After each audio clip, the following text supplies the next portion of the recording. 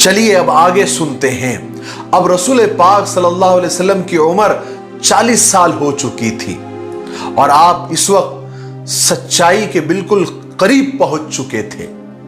آپ نے بچپن اور جوانی تو گزار دی تھی، لیکن شروع سے ہی آپ خدا کی یاد اور اس کی عبادت میں سارا وقت گزارتے تھے، اور ان عبادتوں نے ہی آپ کے روح کو نور اور روشنی سے جگمگا دیا تھا، آپ کے دل کو نورانیت اور پاکیزگی سے بھر دیا تھا۔ وہ سچائی اور حقیقت آپ کو ایک سچے خواب کی صورت میں نظر آئی، یعنی آپ نے ایک سچا خواب دیکھا جس کے بعد آپ پر ساری حقیقت کھل گئی۔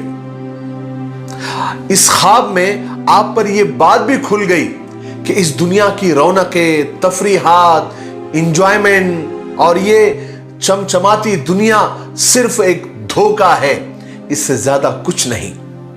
یہاں کے عیش و آرام ٹیمپرری اور مٹ جانے والے ہیں۔ آپ نے سمجھ لیا کہ آپ کی قوم سیدھے اور سچے راستے سے ہٹ کر اندھیروں اور بربادیوں کی طرف جا رہی ہے۔ آپ نے سمجھ لیا کہ خدا صرف ایک ہے اور اس کی خدائی میں کوئی شریک اور کوئی پارٹنر نہیں ہے۔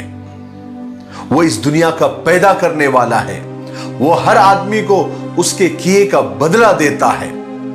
اگر کوئی شخص ذرہ برابر بھی اچھائی یا برائی کرے گا تو وہ خدا اس کو اس کا بدلہ دے گا۔ یہ سچا خواب آپ کو بار بار نظر آتا، آپ کے سامنے وہ تمام چیزیں اور سچائیاں آتی چلی جاتی جن کی آپ تلاش کرتے تھے، جن کی اصلیت کو آپ سمجھنا چاہتے تھے۔ اب حق اور سچائی آپ کے نظروں کے سامنے آ گئی اور جھوٹ اور دھوکہ بھی آپ کے سامنے آ گیا۔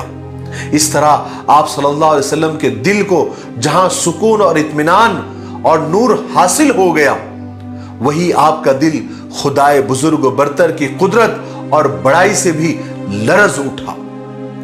برسوں تک سچائی کو تلاش کرنے کے بعد جب آپ صلی اللہ علیہ وسلم نے اس کو پا لیا، اگرچہ آپ کے دل کو سکون اور اطمینان حاصل ہو گیا تھا، لیکن ان سچائی کے راز کھل جانے کے بعد جب آپ نے اپنی قوم پر نظر ڈالی تو آپ کا دل خوف اور دہشت سے کانپ اٹھا۔